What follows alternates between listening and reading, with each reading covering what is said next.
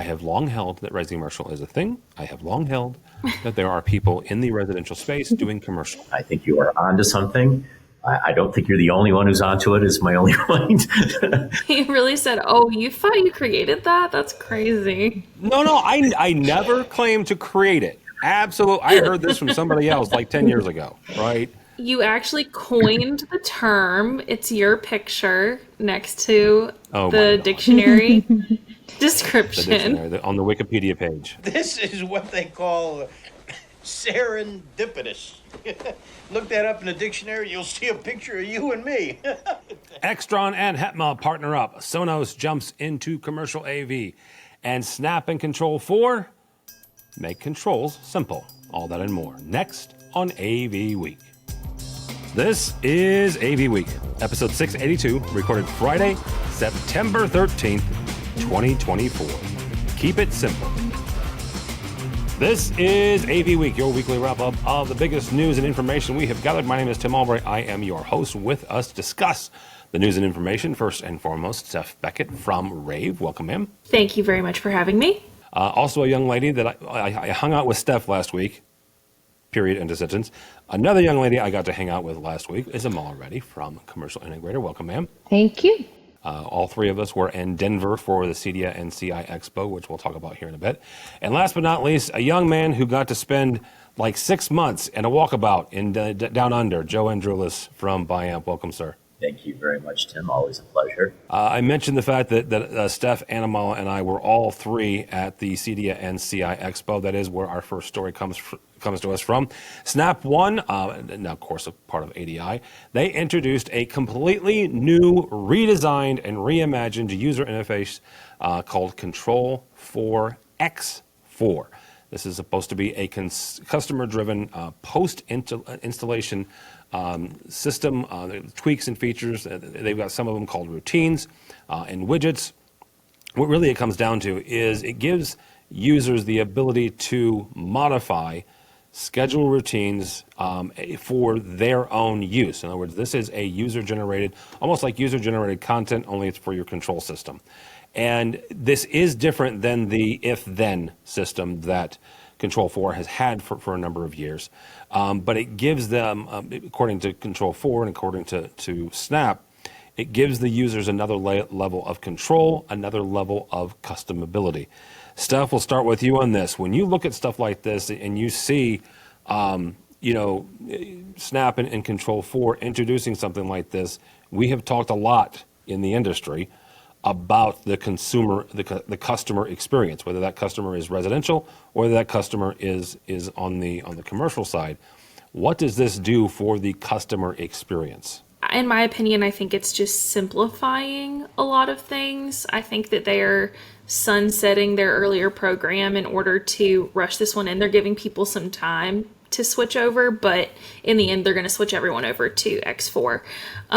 So I think that this is all about just simplifying the earlier processes that they had and listening to the customers about, oh, I wish I could set this up, like almost like it was a routine. So they really listened to a lot of what their customers were asking for in creating this. So this is also kind of just a continuation of what they have been working on and making it a little bit easier for the layman to use. Amala, same kind of question. Well, if Control 4 is 99.9% a consumer product. Yes, 100 years ago, they did commercial. They did a couple of hotels in Vegas a number of years ago, but they are a consumer home brand. Can you see something where another control manufacturer would do something similar like this in the commercial space, where they give, maybe not faculty, right? Let's not get crazy, and let's not give the CEO the power to do this, but a tech manager, an AV user, the ability to do something like this for their customers' experience? Yeah, actually, it's interesting because not only at CDS, CIX, but also at Infocom, we're seeing a lot of manufacturers giving control to the users, whether it's control management system or remote management system, where they're trying to, as Steph said, simplify the user experience. So I think it is there. It's something that I'm also seeing like what has been taken from residential and been brought into commercial as well, because it's the folks that I spoke to have said how they want to simplify it for the integrators as well as the customers. I think we're seeing a lot of that, not just with the control management systems, but even remote management systems. A lot of companies are investing in that heavily and using like a whole cloud interface to make it easier for customers, but also the integrators. So I think it's interesting to see how that trend is going. Joe, Steph said part of this was from Snap and Control4 listening to the customers. When it comes to the manufacturer side, how do you get that? How do you create that feedback loop where you as the manufacturer are getting direct access to the AV users, to the IT director, to get back what it is they actually want, need, and desire? Well, I mean, there's a variety of channels. I mean, certainly the integrators themselves provide a lot of insight, and we try to maintain direct contact with a lot of the larger customers that kind of represent, they're kind of like bell cow customers that represent the trendsetters and how they would like to, apply a particular technology or AV system experience to, new, environments that either exist or that are emerging, and use them to kind of test out different ideas. I kind of confirmed what, Steph and Amala had mentioned, that, what we're seeing with what Control4 are doing isn't just unique to the home space. This really is trying to, democratize access to some of these capabilities beyond dependency on, integrators or other channels, which could be a little kind of costly or time consuming to get it done. People want to kind of enable themselves. And we've seen that in the commercial space as well. Biamp wasn't a real control company historically.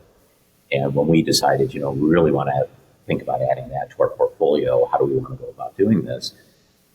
There was the traditional option of, the full-on heavyweight, handle every case kind of a scenario.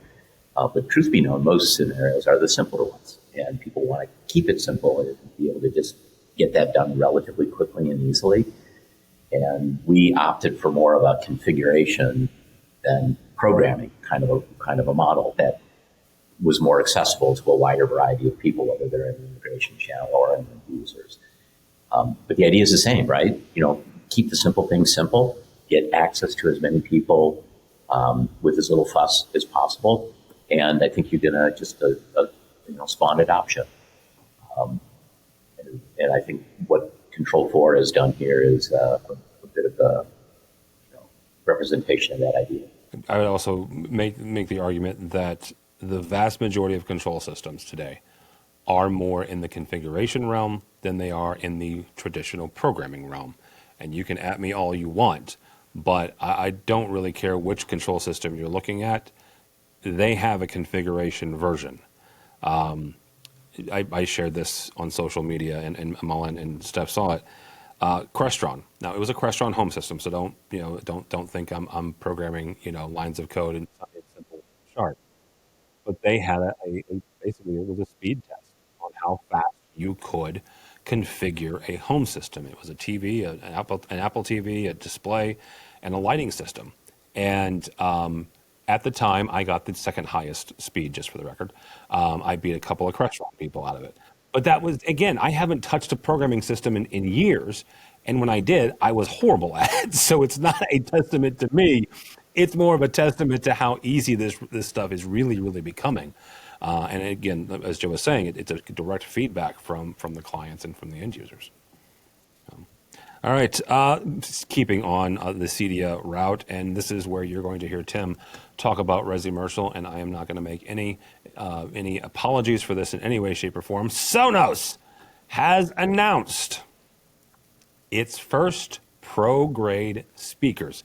It's called the Era 100 Pro and the Era 100 Pro Surface Mount. This is set to launch in early 2025. These speakers feature power over Ethernet, PoE technology, simplifying installation and reducing cost. Sonos has been working on this for I know for a fact, for at least 2 years, possibly 3 years.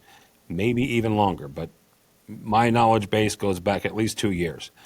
New models are built on the acoustic architecture of the Consumer Era 100. They offer quote unquote rich sound with wide dispersion. Sonos is also including a zones software feature for easier management of multiple speakers in large spaces, and a search API to enhance compatibility with third-party control systems. Okay. I have long held that Recimercial is a thing. I have long held that there are people in the residential space doing commercial. Sonos. Like Sonos. Like people have this in their house, Sonos. Yeah, I've got one right here. That was at my house. I could show you mine, right? There it is. There's a Sonos. Amala, what do we think of a 100% traditional consumer? You can buy them at Best Buy or on Amazon. A consumer device in the commercial space. I think it's interesting, but it's also what we have been talking about for a while. It's why we launched Commercial Integrator Expo, right? We saw that residential have been doing commercial projects for a while now. So I think it's coming from a whole place of where customers, integrators are asking residential, hey, do you also have the bandwidth to do commercial? And I think that's what Sonos is also tapping into. When I visited the Sonos booth at CIX and CEDIA, they were telling me about how they want to bring these products into retail spaces, into hospitality, but not in like a huge application. It's like for large spaces, yes, but in a contained zone, if I may say so, like smaller retail spaces or in healthcare centers, clinics as such, where they need that kind of listening environment, which provides the same kind of experience that we get from the Sonos home speakers, but in a commercial space. So I think it's really interesting how they're bringing new products into the commercial space, but it also speaks to the fact that the Recimercial trend is not a fad. It's something that we are seeing every single day, and it just reinforces the fact that CIX is needed at CEDIA. I'm going to have Amala on more often because she's saying that I'm right. I'm just going to put that out there. Joe. It's as much as it would ever hurt me to affirm your point of view. I actually will go a little further and say I'm surprised you're surprised. Crossover products are been kind of a fact of life forever, right? I mean, there's always been, the iPhone. Wow, I mean, smartphones in general, I should say, have really been a perfect example of a crossover product, and that crossed the other. That was effectively a personal communication device. If you remember back in the day, and maybe you don't, but the amount of resistance to that coming into a managed business communication infrastructure was just all kinds of dust was kicked up around that. And now, of course, it's almost laughable to think that anybody working without it, people don't even have desk phones because they rely 100% on this for everything. And so, that was a massive, win for a crossover product. And there's people who have long taken, professional grade products back to their house because they wanted a big, massive lawnmower for their ridiculously sized home or whatever like that. Or a regular pickup truck wasn't enough and they needed a landscaper edition of whatever. And it crossed over into a person who never did anything but haul soccer equipment. So, for whatever thing motivates it, we've seen crossover products all the time. So a lot of manufacturers use these as sort of opportunities, right? They get drawn into it almost accidentally at times, right? They build a product for one application. To their surprise, it's adopted pretty readily in some other ones. They formalize that by putting a new badge on it, and maybe they do a few custom features and so forth to make it perfect for that. And off they go. They become an entry into a new market. So I agree with you, Tim. I think you are onto something. I don't think you're the only one who's onto it, is my only point. But Recimercial lives. He really said, "Oh, you thought you created that? That's crazy." No, I never claimed to create it. Absolutely. I heard this from somebody else like 10 years ago, right? After the '08 crash, there were quite frankly, residential dealers had to get in commercial. Yes. Quite frankly, to stay afloat, right? Because nobody was upgrading their house because they were losing them, right? In 2008, 2009, 2010. So yeah, I did not create it, but I 100% jumped on the bandwagon. You actually coined the term. It's your picture next to Oh my the God. dictionary The description. dictionary on the Wikipedia page. Yes, On the yes. Wikipedia Yep. page, Recimercial has my picture. If you're not watching the video, Steph, hold up the Sonos again, because I have a point to make here before you get Anytime, your yes. Sonos. Hello. Amala said something about hospitality and retail. That's in my favorite barbecue joint. That very speaker. Yeah. It as the old saying goes, smaller than a bread box, right? That whole thing. But it's a decent sized speaker, and for my little barbecue joint, it works. But it's not a commercial grade version, right? It's no PoE. They have to plug it in. It's Wi-Fi and all that jazz. Steph, same kind of question, roughly, right? Is what do we think about this idea of this way? It's residential, and again, 100% a residential product going into the commercial realm and developing products for commercial, and quite frankly, possibly the other way around, where it's commercial finding their way in residential or even in a Recimercial area. Yeah, I mean, I guess I will take a slightly different approach, but I agree with you. So I think that home AV products typically have a better user interface. And that's like a really big statement. So, sorry to anyone I'm offending, but AV is not as user friendly always as it claims to be. Hence, there are CEOs that are breaking stuff all the time. Teachers go into a classroom, they don't know what's going on, they need help. So, I just don't always find them as user friendly as they claim to be.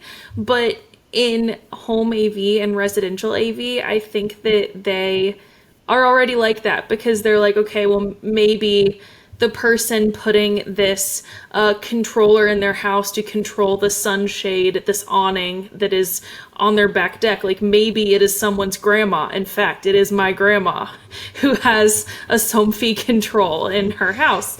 So I think that they assume a little bit less about the people who are going to be using it.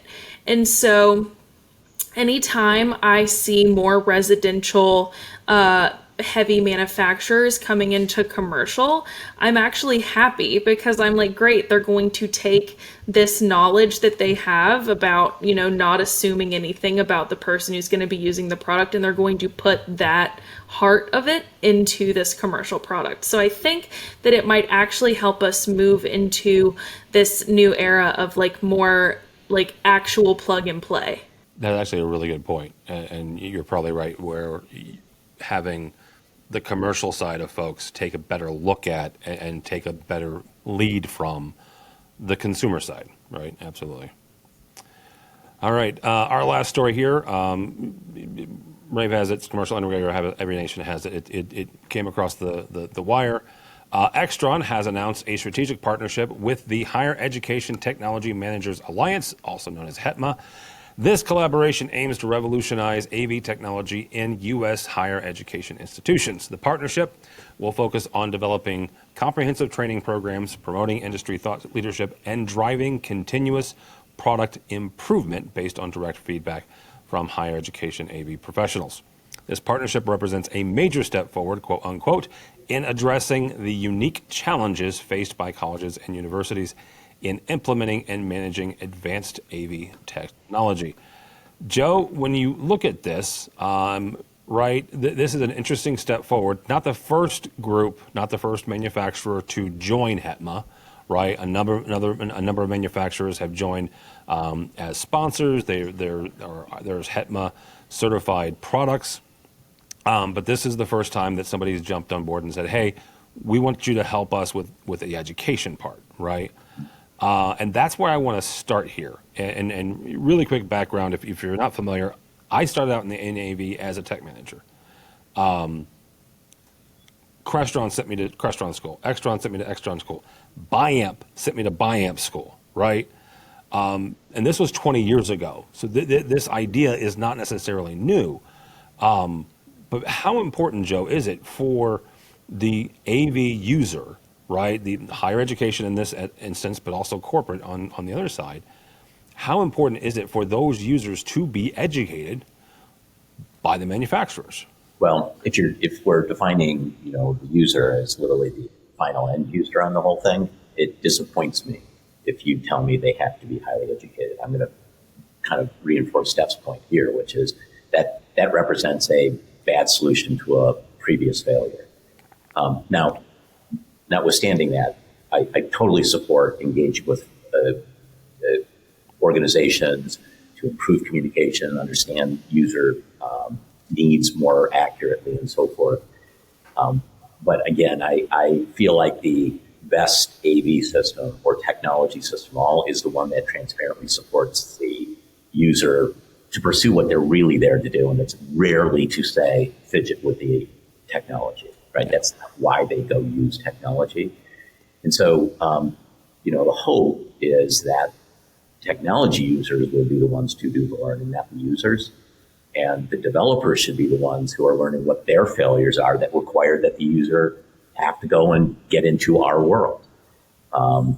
So I don't know the specifics of this. So I absolutely applaud people engaging more with users. So I don't want in any way to come across, negative about that. But my overall feeling in our aspiration is that, our technology should learn the user should learn our technology, and our goal as a manufacturer should be keep pursuing that vision relentlessly. And I should have said this a little bit better. So HETMA and this education is not for the end user, right? This is not for faculty and staff. This is for, the people deploying the technology. Yes. And that's why I say, for this one in particular, I think it's a pretty good thing, right? I think engaging with them is a very, very effective, a very laudable goal, right?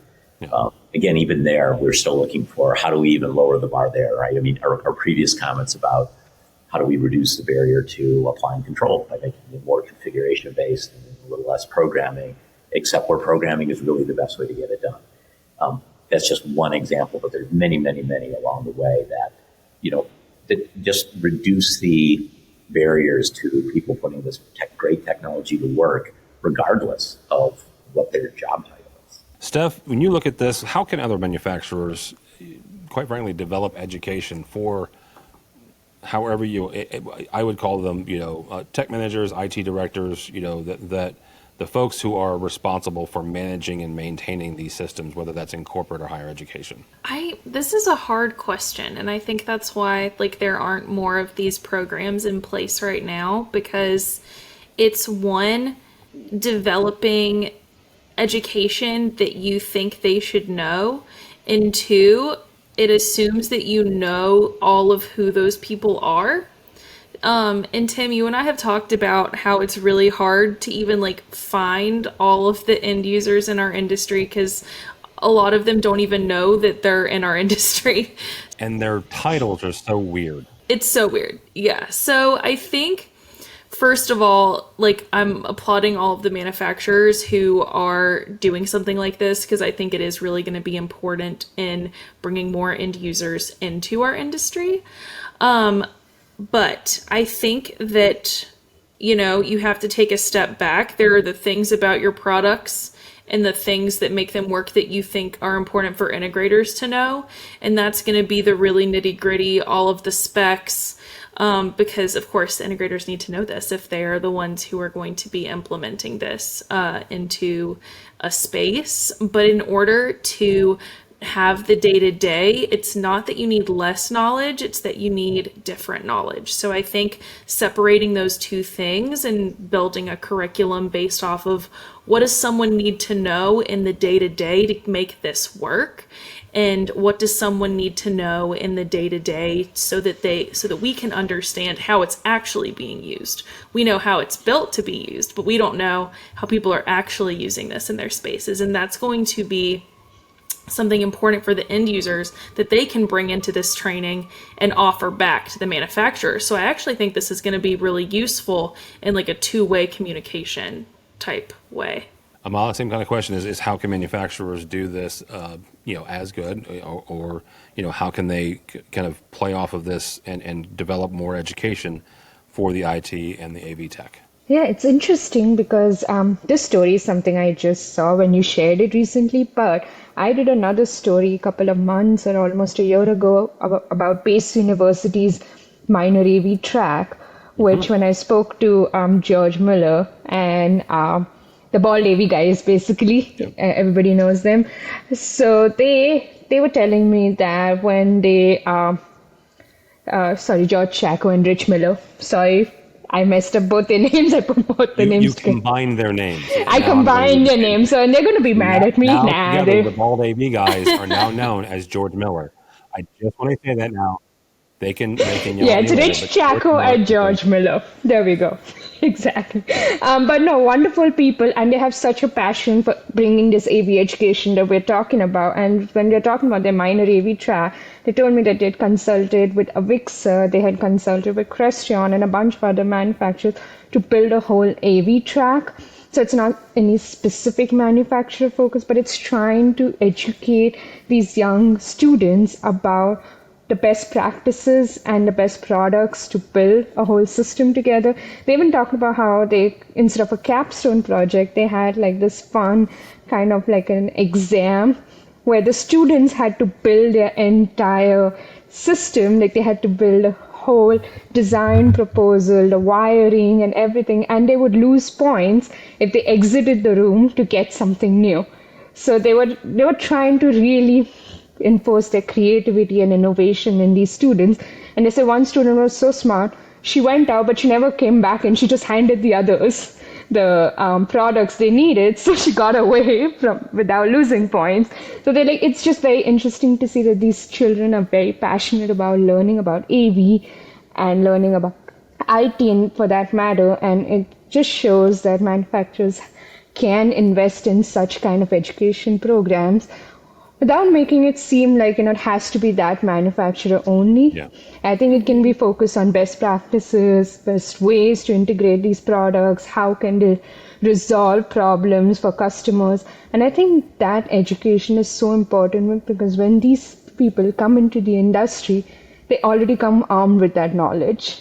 So they can break into the industry faster, rise up better, and they already know the manufacturers by then. So I think it's really cool. I will say that some of the best education I've had in the industry, and I've gone through a lot of different courses, they do that very thing, Amala, where they start out with the basics, right? I don't care if it's an audio, if it's a speaker manufacturer, if it's a control system, they will start out with the basics, right? This is what you need to know. This is how audio performs. This is the basis of AV over IP. Yes, eventually they will get to their product. They have to. That's how that works. But the best ones out there are the ones that actually give you the education on the baseline. Absolutely. All right. Thank you guys so much. Steph Beckett from Rave and also from AV Buyers Club, which she's going to talk about here in a second. How do people connect with you or Rave or AV Buyers Club? Sure. So you can go read Rave at ravepubs.com. You can go to AV Buyers Club, which is our end user facing publication. So if you are more of an end user, you'll probably prefer this site instead, and that's avbuyers.club. And then Rave Pubs is on all the socials. I'm also on all the socials and most active on Twitter at Steph L. Beckett. Amala Reddy from Commercial Integrator. Thank you, ma'am. How do people connect with you or CI? Yeah, sure. You can reach me on LinkedIn under Amala Reddy. I'm also available on Twitter under the same handle, Amala Reddy. And please do visit our site, commercialintegrator.com. And for those who are interested in the residential markets, we have cepro.com as well. So please visit our sites and hope you enjoyed this. All right, very good. Mr. Angelis, thank you, sir. How do people connect with you or BuyAmp? All right, well, to learn more about BuyAmp and all the great things that we offer the commercial sector, you can visit us at www.buyamp.com. And me personally can be reached probably best at LinkedIn, where you'll find me, Joe Andrulis, as one of the only Andrulises in the whole directory. For me, for Tim Albright, don't follow me anywhere, especially on the Twitters, because I'm going to talk about the Bears. If you want to hear me or see me write about something other than AV, you can check me out on LinkedIn. But go by the website, if you would, please, avnation.tv. That's avnation.tv. You'll find this program and a host of others. We have a brand spanking new podcast called AV Career Mastermind, hosted by our friend Jen Weaver. She interviews people that are looking for a job, people who have got a job, but giving you advice on how to get a job. There have been a number of folks who have, quite frankly, been laid off, lost their job, or are looking for new opportunities. Check that out. Jen has a number of really great interviews. She has a really interesting one coming down the pipeline talking about veterans and veterans getting into the AV industry coming down the pipeline. So you can check all that out and more at avnation.tv. If you're watching the video on YouTube, then you can check us out on the podcast by any place you get your podcast, right? I don't know, iTunes or Stitcher or wherever. Or if you're listening to the podcast and you want to see these fine folks and what they look like, you don't want to see me, you can go to YouTube. So vice versa, it's entirely up to you. So thank you so much for listening. Thank you so much for watching. That is all the time we have for AV Week. The network for the AV industry. What are you listening to? This This is AV. This is AV Nation. This is AV Nation.